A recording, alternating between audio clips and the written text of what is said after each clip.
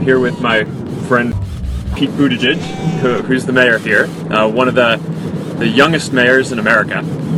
I'm going to go talk to some of the local folks who are here. Thanks everyone for tuning in. Looking forward to the rest of the day here in South Bend. I am delighted to welcome a person who I think we're all very proud of, Professor Noam Chomsky.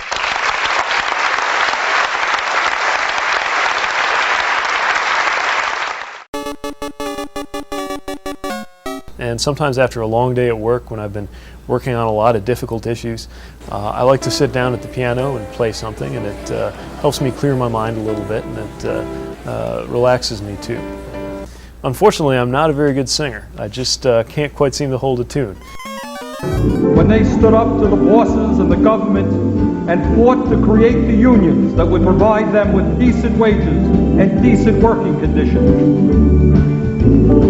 Freedom, dignity, the willingness to stand up against the mighty and the powerful, the human spirit, may it never be extinguished.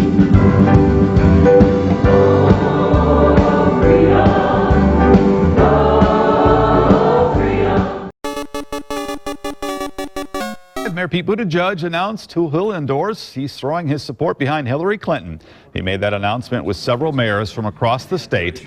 In a statement, he says she puts forward real solutions that will lead to better paying jobs, investments in our small businesses and manufacturers. I and many of us in the progressive movement here in Burlington are strongly supporting and actively working for Jesse Jackson to become the next president of the United States. We are supporting Jackson because he, uniquely and alone of the major party candidates, has shown the courage to tackle the most important and basic issues facing working class America, poor people, elderly people, environmentalists, peace activists, women, and America's minorities. We welcome investments from responsible investors all over the country and the world, and the kind of work that Barack Group is doing. We have very competitive costs, and we have a government that is eager to work with you to make things happen. This is designed to be one of the most user-friendly small cities anywhere in America, and I think if you come give us a chance to show you that, you'll be really impressed with what South Bend has to offer. That we wipe out discrimination in housing, that we go forth in a way that no other city in this country is going forth with the land trust to provide perpetual affordable housing to people.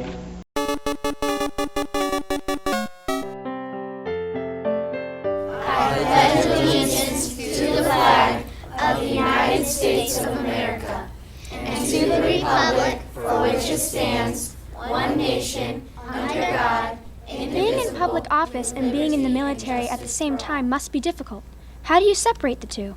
I actually believe that military service and public service are very closely connected because they're about the same thing.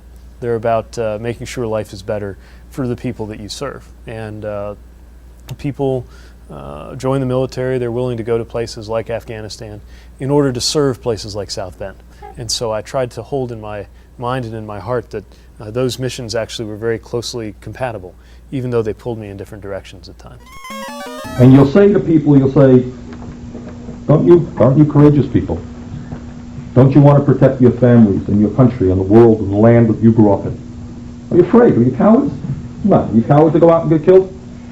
See? And that touches on something very, very deep. And the world spends billions of dollars, not only in the United States. There is a list here, the beginning of this book, which tells the number of times that the United States sent troops to various parts of the world to protect American interests. In 1852 was Argentina, in 1853 it was Nicaragua, in 1854 it was Japan, in 1855 it was Uruguay, in 1859 it was China, in 1860 it was Angola, in 1893 it was Hawaii, and on and on and on it goes. Okay? Because you and your husband seem to have a disagreement on how to pronounce your last name. Uh-oh. According to your Twitter biographies, your husband says on Twitter, it's Buddha Judge. You have Boot Edge Edge. Mm-hmm. I don't want to get in the middle of a marital squabble. Yeah, thanks a lot. But how do you pronounce your last name? Buttigieg. Tonight, Our Vermont Report guest is Burlington Mayor Gordon. Is that